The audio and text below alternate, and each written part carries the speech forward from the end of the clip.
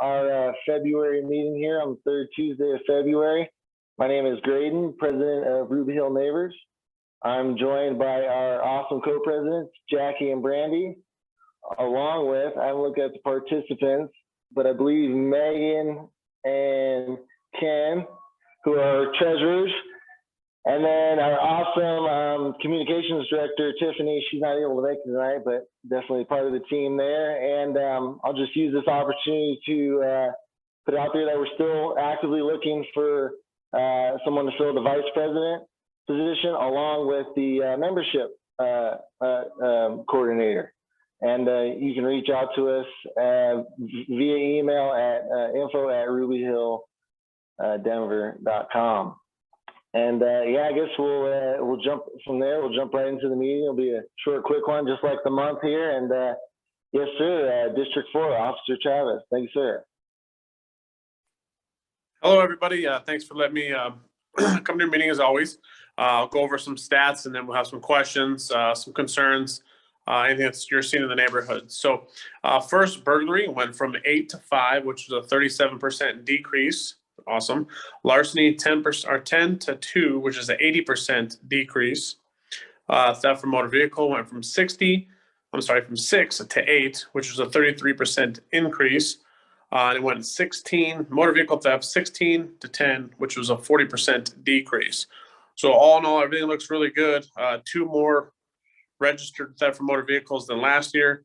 It looks like crime is really on the down low in Ruby Hill. So not a lot of hole going on in Ruby Hill, which is always good to see compared to some of the other stats up north in the district. So I just want to share with you guys. So there is a new, I don't know if you guys knew this, Richard Rep is the new parks or supervisor of Parks and Rec at Ruby Hill.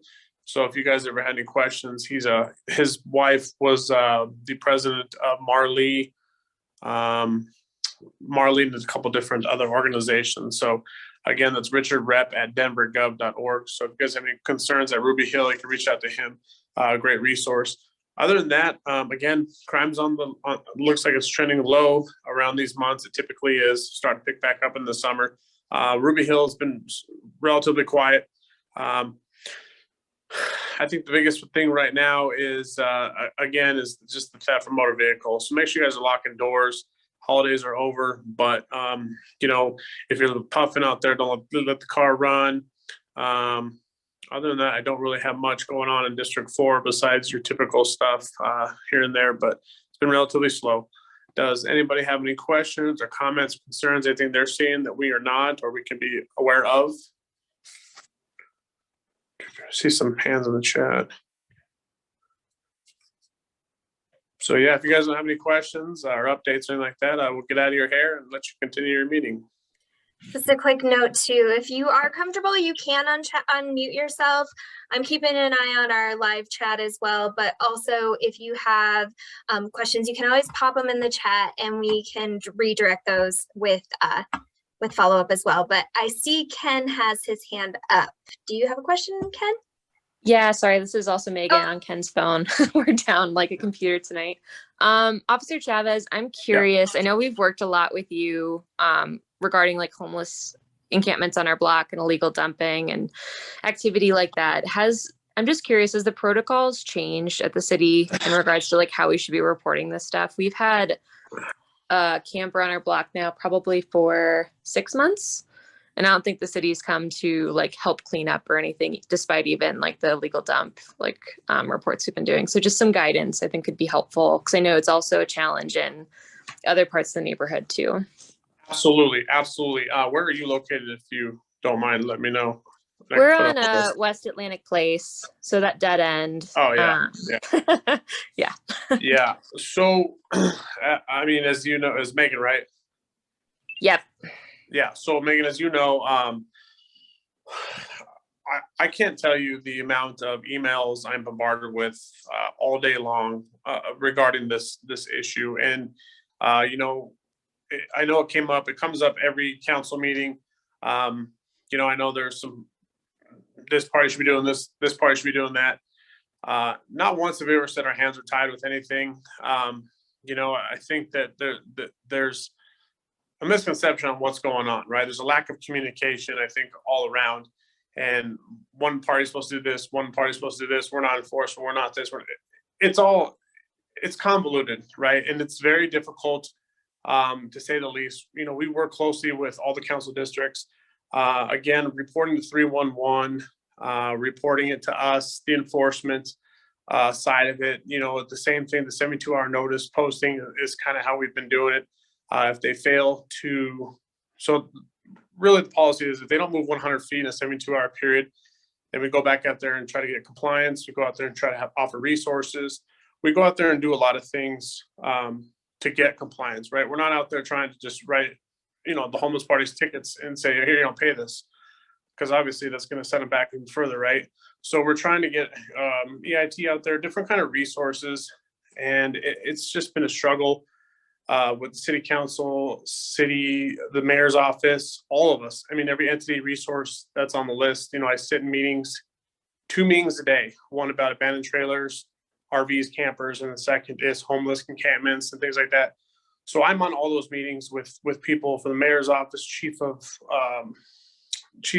fire.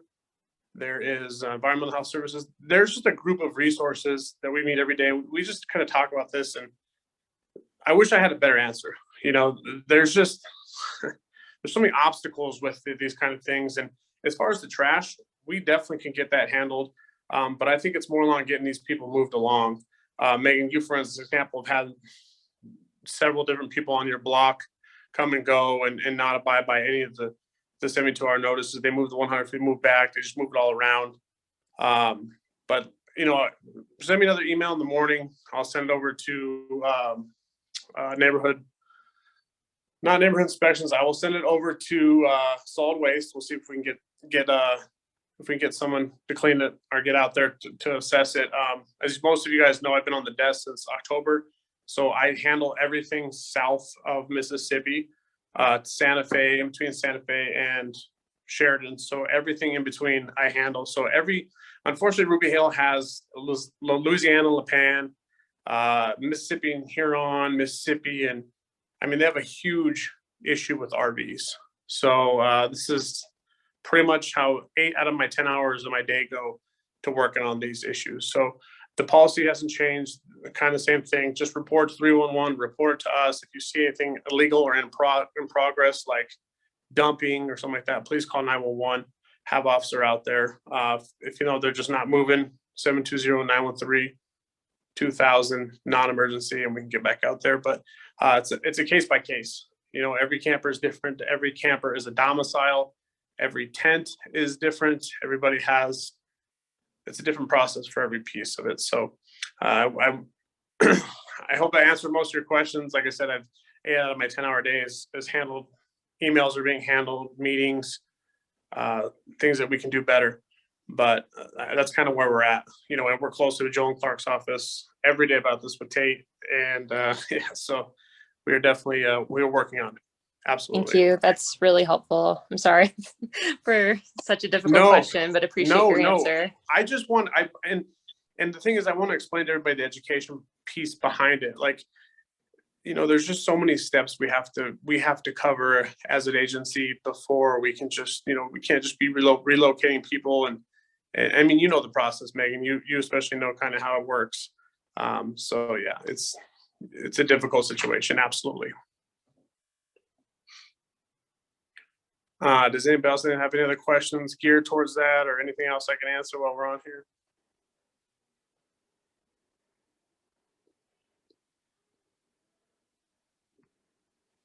All right, well, I don't see any other questions. Please let me know if you have any follow-ups. If you don't want to reach out to me on this, you can call me. I think Jacqueline put my information in there, but please call me, you know, especially if you have something like this going on. You know, I'm always there to answer questions for you. So, Officer Chavez, there was a quick question from Facebook of who works north of Mississippi, or where can people direct that call if needed? So I probably will handle that too. I mean, I tend to be South Mississippi, but Officer Munoz is Sector 1. She's north side of the district.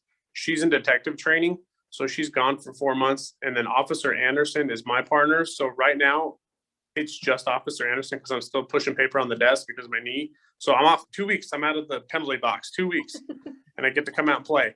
But right now it's just Officer Anderson. So myself or Officer Anderson for now until Anna gets back, which is I think in the end of March or early April. But you can just send them to me. We'll take care of it. I know there's a lot of people that I've been getting a lot of emails from up north as well. So awesome. Well, we put your contact information in both Zoom and the Great. Facebook Live. So if there's any questions, it'll come across your desk and you can disperse as needed. Absolutely. Well, thank you guys. And I know there's a long answer to that question, but I just want you to be as educated as you can about it. And I know that it's not just, one entity. There's multiple moving parts to this whole process, but we are working on it. Thanks, You guys have a good day. You too. Hey, you too. Wonderful. Thank you. That's great. When crime is down, that's always a good sign. So great to hear. And I believe next we have an update from District 7. I believe Iris. Yes. Good afternoon, Hello. everyone. My name is Iris, and I'm Councilman Clark's new aide. Very nice to meet everyone here tonight. I grew up in District 7, Ruby Hill area, and I am so excited to serve just District 7 moving forward. And just some updates for this week. Redistricting meetings are happening and comments can be submitted online. And I will include a link in the chat box for everyone to check it out if you're interested. And additionally, this Thursday at 5:30 through Zoom in the Nest is the Nest Expanding House Affordability Open House. More information and Zoom link in the chat box as well. And then that's all from me this week. If you have any questions or concerns, feel free to email me and I will include my email in the chat box for everyone. Thank you. Wonderful. Thank you. Does anyone have questions?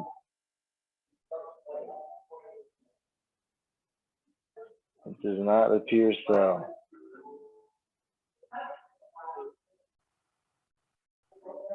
All right, and we'll transition to, I believe we have an update about phase 3 of Ruby Hill Park. Is that correct? That's correct. And I'm going to start it off. Familiar face. So just wanting to real quick thank both Officer Chavez and Iris for being here tonight because there's a lot happening in our neighborhood right now. There's a lot of things that are going on between the redistricting, bike path initiatives, lots of conversations that are happening. So we appreciate that District 4 is keeping us safe. We appreciate District 7, Iris, your time and making sure that we're in the know with everything that is going on. So we look forward to seeing you and the rest of the team at future meetings as well. And one of the things that is going on is Ruby Hill Park is actually in our phase 3 of consideration and development.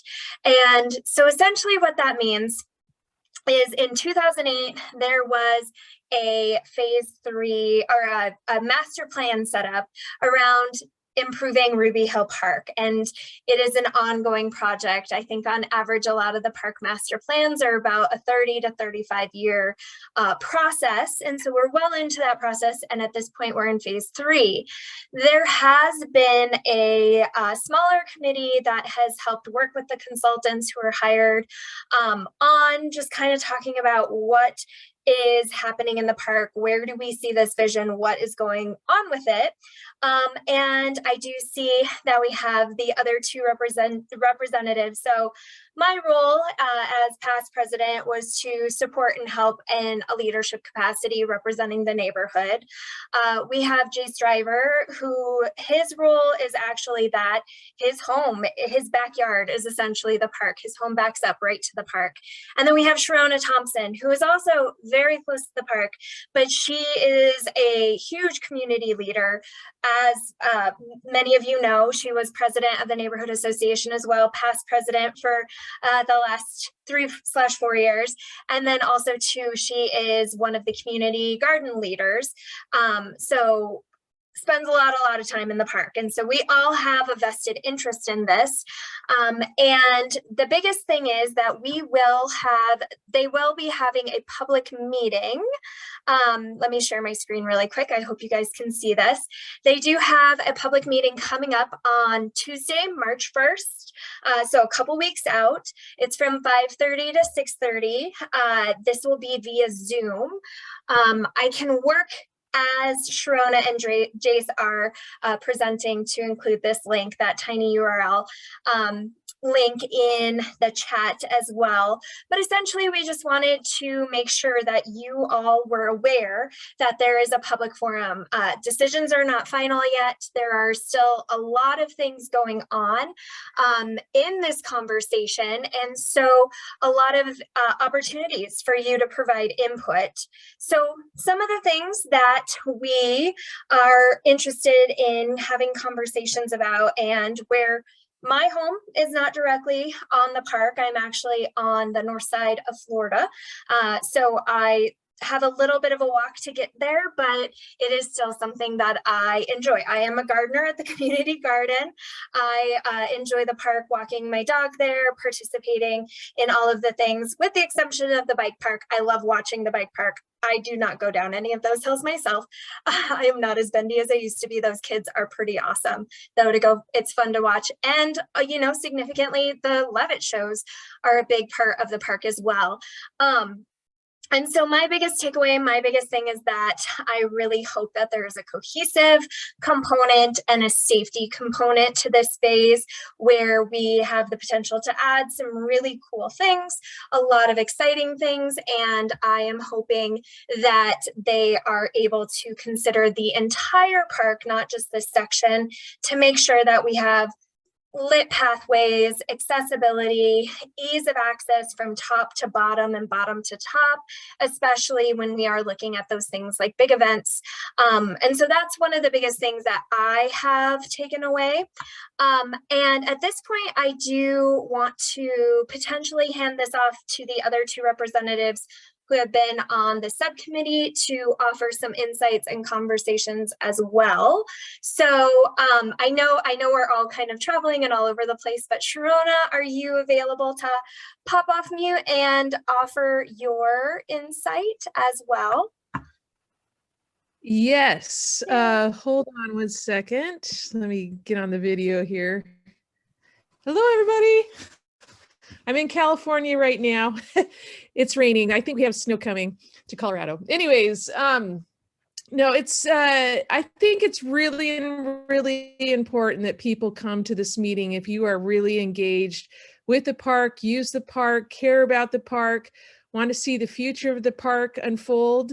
And I think, Jackie, you covered so much, but I am really hoping for a lot of participation, that people can see what the planners have, all the ideas they have. There's some really, really great ideas, but we also want feedback of how things flow in the park, how the different sections communicate with each other, how they dovetail with each other. And I think because we actually use the park, that we have insights that maybe the developers don't. And so let's just do a whole media splash of all of our social networks everywhere to try to get as many people involved as possible. We don't want just a little group giving feedback. We want it from the whole neighborhood, because this is something that we're going to have for years and years. And we're so lucky because there's a lot of parks that also need some revitalization.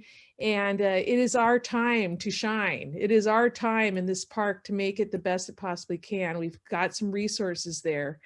So I am really curious to hear other perspectives. And again, I'm coming from the community garden perspective of how, these new plans will affect the garden and enhance the garden, and maybe make things even more accessible. So that's all I have to say, is just really recommend people to get involved and hear where we're at right now and where we can go with your new ideas. Thank you. Awesome, Sharona, thank you. Todd is in the chat as well and shared a lot of really great information. But Jace, if you want to take the floor and offer your insight from the subcommittee. Yeah, I don't have a whole lot to add. In fact, I'll actually say to the skate park comments that are in the chat, they did present some data that they got mobbed with skate park stuff in the comments. So you guys came out and supported well. They do have a children's skate park proposed in the updated version of the plan. So again, as everybody has said, please attend and provide your comments and feedback. You know, I think there's a couple of things that are really cool about what they're doing. Obviously, they want to update and upgrade some features of this upper area of the park. And there's also some things that I think that, you know, we should all be questioning. They've intentionally limited the scope of the project to this very small upper area of the park when there's obviously needs. It's a beginner skate park, Wendy. So very small features for kids getting going. So I think, you know, the more people that we can get to show up to provide input and make our voice heard, you know, this is basically the only time we're ever going to get a say in what this park looks like. You know, there's some fighting I think that needs to be done with Denver Parks and Rec because they're pretty resistant on certain things. So if there's stuff you're really in favor of and really want to be seen and heard, then yeah, please attend the meeting and provide your voice. And last time they took comments after the meeting too, via a poll, an email poll. I'm hoping they'll do that again too. In fact, we can just ask them to do that again so that we have the opportunity to share this with people who aren't able to attend the meeting. That way, everybody can have a chance to participate in the conversation there. And we're also trying to work on getting some documents from them that they actually will share with us, because everything right now has kind of been, they're keeping it pretty close to the vest. So hopefully we'll have stuff that we can actually distribute so that people can see what is being proposed and it's not kind of so much of a question. That's about all I got. Hey, Jason Graydon here. Just curious, do you remember some of the examples of things they were resistant to, like suggestions?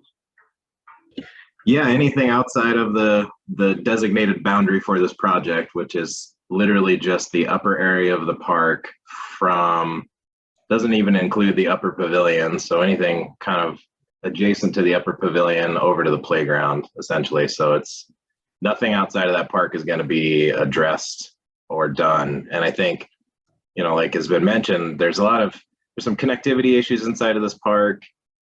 There's lighting and pathway issues. You know, if you've ever been to a concert at Levitt, getting back out of Levitt, it's very dark. You're not gonna be able to find your car or the way to where you park.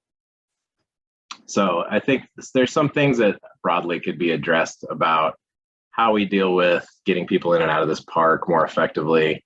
You know, they're insistent on putting more parking in this park on the upper area here, essentially right next to where the pool is right now. And they have not justified adding more parking to this park. This park already has the most parking spaces of any park in the entire city. And as you know, it's not the biggest park in the city. And yet they're still pushing for more parking spaces that will be directly behind all of the houses that are here on Cuevas. So just those kinds of things. The splash pad, they're pretty entrenched on that just because of the cost. You know, and obviously the bike center, whatever they're calling the building that they're putting in, that's going to be in effect, that's probably the focal point of this plan. So that will definitely be a component of whatever they end up doing. I think a lot of the other stuff is somewhat flexible. But I will say I think at this point in time, I think they're calling this portion where we're at in the phasing, they're at 60% design. So this is probably the last chance to get really major changes to what they're talking about doing implemented. So if there's something that you really don't like or really want to see, this is it. This is the one that you need to show up to. I'm just going to echo Jason that as well in the statement of help spread the word as well. Like, we understand and respect that these meetings are tricky. It's dinner time. They're held monthly, but we do feel it's super important that we are sharing this information. As Jace mentioned, this is where we are getting community input, and it's important. And there is a small group that have been offering these insights and this kind of, I guess, pushback, for lack of a better word, on the considerations to make sure that the neighborhood is being considered in many ways. And in that respect, that is the point of these meetings. And so another option too that we can definitely talk about is helping support like a survey or some sort of letter to help represent our voices. We've talked about that amongst the smaller group as well. So if there is anything that we can support with, please reach out to that Ruby Hill Neighbors email address. You can also reach out to any of this leadership team that we're all happy to help kind of elevate your voices to the point where they are heard. I am seeing a couple comments from Facebook. And so as far as do we know what it will take to effectively push back on additional parking? That has been a major concern from all of the different phases of phase 3. This the virtual public workshop was a major concern, and I can say that they were receptive. There was conversations and they adjusted some of it. With all that said too, I think that there is considerations and options in the park, but I do think as far as effective pushback, it is going to be a matter of having your voice heard, making sure that your neighbors are showing up if that is something of concern. Again, I can't speak to that because that is not my backyard, but I have been in the park when there's people speeding up and down that area. So I hear the concern of bringing more cars into the park. So that would be my recommendation is come to this meeting, represent, and or if you're not able to be at the meeting, to write a letter, we can help facilitate that conversation. And then what can we do to expand the scope of the project to include other neglected amenities in the park is another question that came up. Again, this is something that I think we have had conversations about. I know that the master plan has been mentioned many, many times. And so if we could defer to where those amenities are mentioned in the master plan, including parking at the bottom of the hill or continuous loop, all of those kinds of things. Again, that is one of my main concerns is that cohesiveness of the plan and safety as well. I'm personally, as a resident, as a voting citizen, writing a personal letter. I just wanted to make the neighborhood aware of this and what conversations have been had. So in that respect, I would say making your personal voice heard and showing up to those meetings and supporting. And a petition with the neighborhood signature petition or something help. I think if we could get the masses behind us to help with the disbursement of that petition and get that information going. Yes, voices have power. I do think that I want to take a step back really quick too and say the attention that Ruby Hill Park is getting is good things. I know that there are things that they need to update. I know there was a lot of conversation about the pool at the first public meeting and just the cost of repairs and what it will take to accommodate the pool is unlikely. It's just unrealistic with the budget that the city is dealing with. But that said, to still accommodate with the splash pad. So there is a lot of good conversation that's happening. The focus is great. There is some good things that are being recommended. All that said, I do think like a matter of having public voice heard, of making sure that the neglected amenities, to steal Megan's words, are actually being addressed as well in this master plan, and that the consultants, the individuals who are hired to come up with this design phase are empowered to do so, because I don't know if that is the case at this point. So Ashley, I appreciate that input and that insight of the neighborhood petition. I would say yes, if we can get the force behind us to rally this and get those items done. Also to, again, elevating your individual voices. I just wanted to come off and say, like, this is not all bad. There is some really great stuff that is happening, but I do think that there are some things that have been considered not necessarily hearing the neighborhood voices. And I think that is where it's important. So that is what the point of this phase of the meeting is making sure that we are having those conversations, making sure you all feel empowered to be a part of it, and that we show up and we actually have our neighborhood represented in this conversation, and make sure that the individuals who just presented are able to advocate, as well as representing with letters, representing with that petition, if there is something that is significantly against the values of what you all see for this park and this phase as well.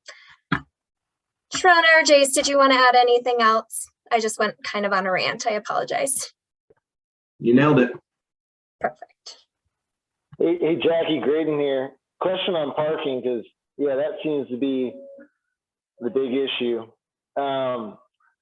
And phase 3, it sounds like, is focused on the top of the park. From your experience with these meetings with the city, would they be open to suggestions, or is there any possibility we can have parking allocated somewhere else in the park, or do you think it's only going to be within, I mean, it's going to be either parking or no parking there? Good question. I will also echo that question. I know that in pretty much all the meetings, there has been conversation of parking being a little bit closer to the amenities that bring large groups to the park, one being Levitt, so closer to the bottom of the hill. I personally, my insight is that the consulting company who has been charged with this project has their orders of that top portion of the park. But that said, I think that there could be value in voices being heard. Again, like I was saying, my personal viewpoint as a neighbor who this affects, not a leadership member, not in this meeting, I will say that the cohesiveness of the park, top to bottom, bottom to top, including parking where it makes the most sense, is something that I will personally be voicing. But again, that's a great question, and I think something that could absolutely be voiced at that meeting. I just don't know if that is within the scope of what the consultants have been empowered to consider. But perhaps if that's the message that is heard, that could be considered. Awesome, thank you. Mm-hmm. Jackie, could I address Wendy's statement at the end here? She's, concerned that the skate park hasn't been considered and keeps kind of falling off the edge. And I just wanted to let you know, Wendy, and the neighborhood that there was a public comment at one point, and there were 300 comments that came into the planners for this phase 3, and they did hear the skate park request. And so when they had updated things and showed the smaller committee before we take it to the larger community for feedback, and that skate park was in there. And so definitely whoever's really interested in that skate park, be there March 1st and see what does that look like. Well, they created a space for that. So this is a good time to maybe give feedback on what that skate park could actually look like from neighborhood requests.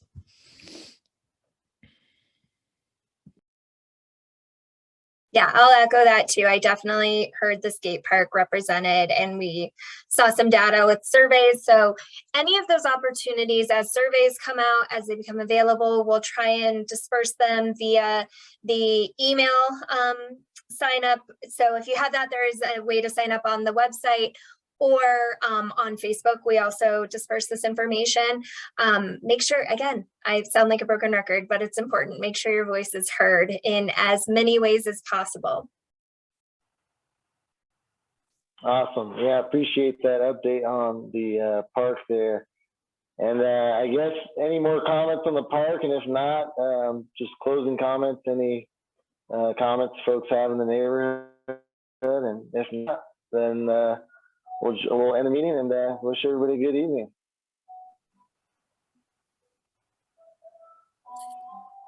I'm not seeing any other questions come through on my end.